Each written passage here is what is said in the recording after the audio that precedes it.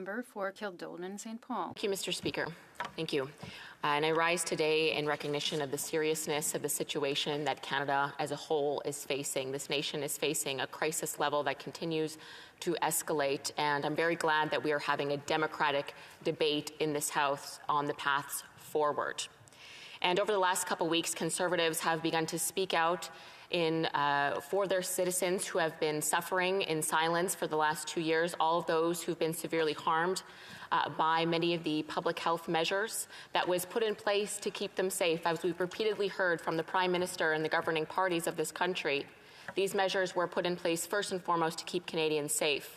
But as we're finding out, as the outpour continues to flood our MP inboxes and our offices, that there have also been consequences of the measures put in place, significant consequences. And many of us have been outlining these for a very long time, but in particular in the last couple weeks. And last week, I drew attention to a number of the very real consequences of public health measures that was, again, designed to keep them safe, that has severely harmed people. We have to remember that not all homes are safe. It's not always safe to be locked in your home. You may not have a parent who's stable or a spouse who's stable. Some people cope with isolation, with drug dependency, alcohol abuse. We've seen drug overdoses. We've seen suicides. The impact of employment loss is significant and has long-term damages. The impact of having children in and out of school will have long-term damages. We are hearing this repeatedly. And that is why the Conservatives today have brought forward an Opposition Day motion, which is one of the tools of democracy that we have, to call on the federal Liberal government to bring forward a concrete plan for hope, to give Canadians hope that they know what they're doing, that they have a plan. Because it seems like they don't know what they're doing. They're losing the plot. And we're seeing that every day escalate on television across this country and is incredibly serious. So I hope that the Liberal government is taking this seriously and that they're meeting behind the scenes to discuss how we can move forward and find a peaceful resolution to this and a hopeful path forward for all Canadians. And on Monday night, we had an emergency debate initiated by the NDP, and I gave a speech there. And I have to say, the outpouring from across the country has been astounding. My office has not been able to keep up with the calls and the phone calls and the messages from every corner of this country. And what's interesting is it's people from every political stripe. And they're the first to tell you, I didn't vote for you, but what you said resonated with me. That's significant. That rarely happens. And often it's people, they're right away going to tell you, I'm double vaccinated, I'm triple vaccinated, I have supported all the measures up until now. But people are suffering and we need change, we need a path forward. And what's interesting is following our important debate on Monday night, there was a Liberal MP in the very next morning, and this is fairly rare, this is more unprecedented than people realize. He called a press conference, a Liberal MP from Quebec City, reiterating the points that Conservatives have been making for a long time, that the governing party is using politics of COVID to divide Canadians. We're finding out that during the last election, there was an effort to use politics and to divide Canadians on COVID policies, which I find personally extremely shameful. Door knocking and seeing the impact of that concentrated division, that calculated decision to divide Canadians on COVID has harmed people. And the very next day, another Liberal MP from Quebec came out and said, I agree with that Liberal MP. And there's more of us in the Liberal caucus that agree as well. So it's not just Conservatives. We're also hearing the NDP and the Bloc and the Greens express that their citizens that they represent as well are expressing that they've been harmed by this, that they want a plan for a path forward. So I think what I want to say to people outside who are demonstrating, we are hearing you. But we also need you to be peaceful and lawful. The temperature in this country is rising to an alarming degree. We are seeing illegal blockades. As a Conservative, I support legal, lawful, peaceful protests, not illegal blockades, Mr. Speaker. And that is a very important distinction to make. And I empower all those who are peacefully protesting to stay vigilant in their peaceful, lawful actions. But those that are illegally blockading, that are harming the economy and their communities, they need to go home. We hear you, we are fighting for you, and as our brave and courageous leader of the opposition, of Her Majesty's loyal opposition, said today, We hear you, and we are not going to stop fighting for you until all public health restrictions are finished, until we can move forward peacefully and safely, and we have a permanent end to what's been so dividing Canadians for too long. You're here. Now, the world is watching us. American news, news in the UK, I've heard from the BBC, they are watching us. And Monday night, our Prime Minister had the opportunity to come forward and address the nation with a plan. And instead, what did he do, Mr. Speaker? He doubled down. He doubled down on his divisive rhetoric, on what he's been using for 6 months to divide Canadians and turn them against each other, and to go to sort of this base level of fear, and to use that against Canadians and divide our country. But the world is watching. We have an obligation as elected officials to stand up for the marginalized and stand up for those who've been harmed by this. When I was walking to West Block today, a woman pushing a baby carriage that was engaged in the peaceful aspect of what we're seeing go on across the country, the lawful aspect. She had a baby carriage, and she stopped me and she said, "Were you the one speaking on Monday?" And she had tears in her eyes, and she thanked me for standing up for her. I never thought that just speaking up for those, that we would see what's happening. Thousands of comments, people saying, I'm in tears, I couldn't even get through your speech, thank you. This is unprecedented. All parties have to pay attention to this. These are Canadians of all political stripes, all demographics, all religions, all economic backgrounds. And instead, the Liberal government and the Prime Minister on Monday doubled down on the division. And this division is real. We could see it in the polls. A poll that came out last week is showing that over 50% of Canadians want to end to all restrictions. They want a plan. That's new. That wasn't like that a couple months ago. And at the same time, relatively the same time, a poll came out that 27% of Canadians want those who are unvaccinated against COVID put in jail.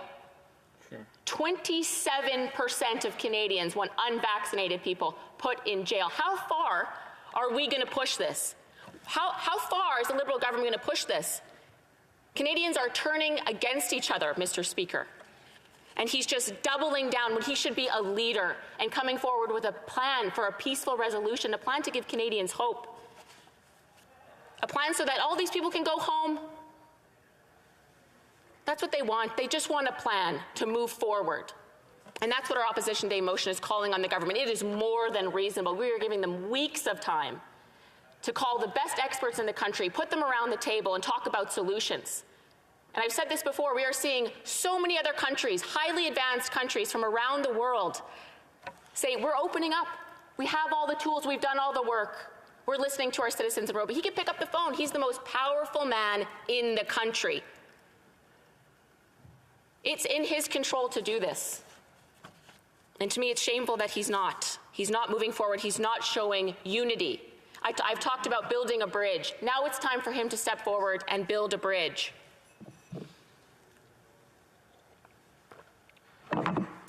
He could call a press conference today and end this all. I think all Canadians, regardless if you agree with what we're saying or not, want to see a peaceful resolution to this. We have journalists talking about bringing in the army. And all he has to do is call a press conference and say, we pushed this too far. We're bringing forward a plan to move forward like other countries have. That's what Conservatives are asking for. That's what Canadians are asking for in the millions, Mr. Speaker. This is not some fringe, unacceptable, un-Canadian, racist, misogynist, whatever the names he's been calling people.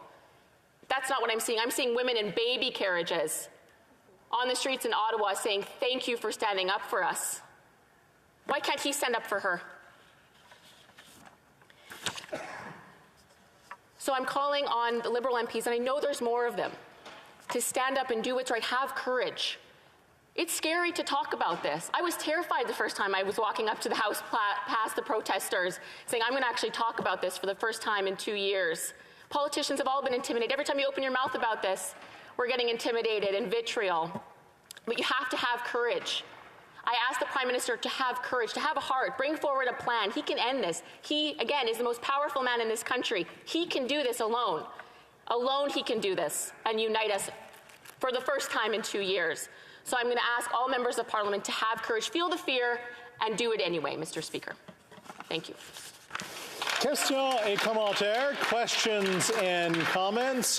L'honorable député de Rosemont. The Honourable Member for Rosemont Petite Patrie. Thank you, Mr. Speaker. I want to thank my colleague for her speech. We agree on 2 points. Yes, people are exasperated and tired. Okay. We need a plan. Okay. But the motion that the Conservatives have put forward today is forcing people. There's no nuances. The conclusion is predetermined, no matter what the context. That is the lifting of all restrictions without reference to science and public health. Is this not a gift for those who stand outside, who are blocking the streets, who are threatening to overturn an elected government and funded by Trump's supporters? I thank the member for his comment, and I would encourage him to read the motion. We've actually quoted public health experts in Canada, and as our leader has pointed out, Dr. Tam, Dr. Hinshaw, Dr. Moore, many of the top public health doctors in this country have said it's time to reevaluate these harsh measures and lockdowns and mandates. It's time now. Everything is about timing. Politics is about timing. There's a groundswell happening in this country, and people are looking to members of parliament to be leaders and bring forward a plan.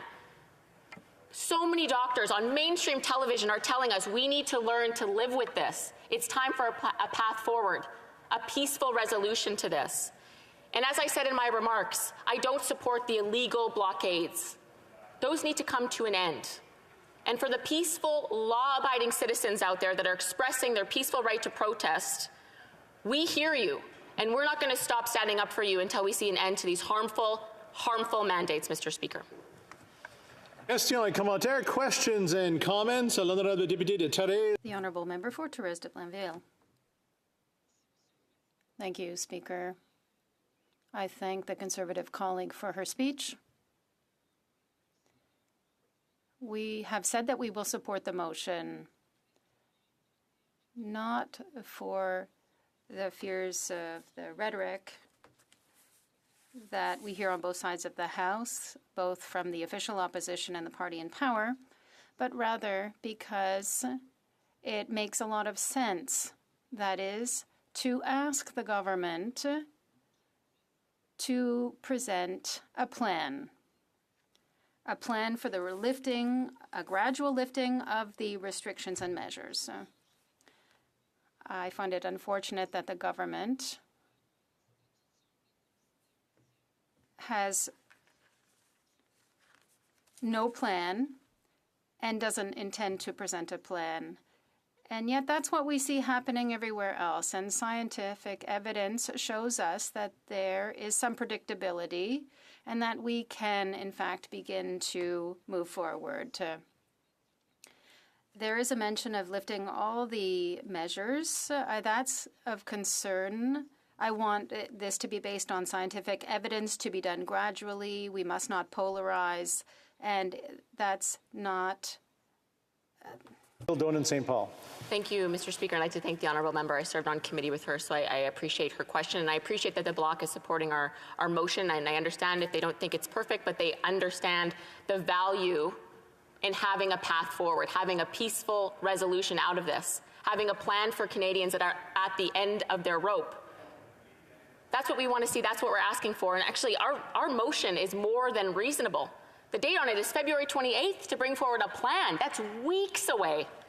We would love to see a plan today. We would love to see a plan months ago. Conservatives have been asking for a plan for over a year.